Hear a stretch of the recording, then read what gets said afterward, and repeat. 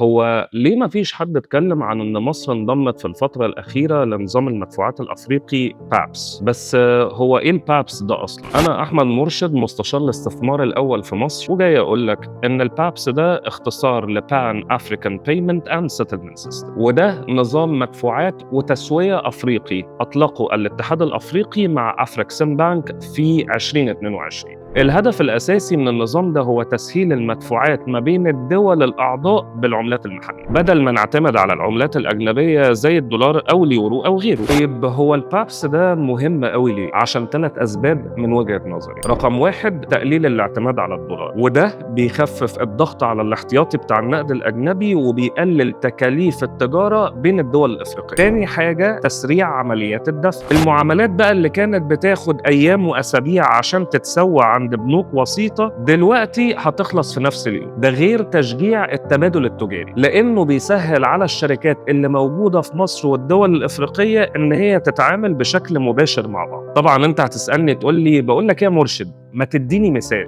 تعالى يا صديقي وانا هقول. لما شركه في مصر مثلا تشتري بضاعه من شركه في سيراليون، الشركه المصريه هتدفع بالجنيه المصري، والنظام ده بيحول المبلغ مباشره لسيراليون بعملتها اللي هي اليون، بدون ما يحتاجوا ان هم يقلبوه دولار او يعدي على بنك وسيط بره القاره. والخطوه الاخرانيه ان البنك المركزي في كل دوله من الدول الاعضاء هو اللي مسؤول عن تسويه المدفوعات دي. نظام الدفع والتسويه الافريقي اللي هو بابس بيضم دلوقتي 14 بنك مركزي، ده غير ان في اكتر من 50 بنك تجاري. الدول المشاركه في نظام المدفوعات ده هم كتير شويه، فانا هقراهم من هنا عشان ما اتلخبطش. عندنا نيجيريا، غانا، ليبيريا، غينيا، جامبيا، سيراليون، جيبوتي، زيمبابوي، زامبيا، كينيا، وعندنا كمان رواندا، ملاوي، وتونس، وجزر القمر، واخر واحده انضمت ليهم هي مصر. بس كده. انت بقى قول لي شايف نظام البابس ده هينفعنا في ايه؟ ما تنساش تكتب لي في التعليقات.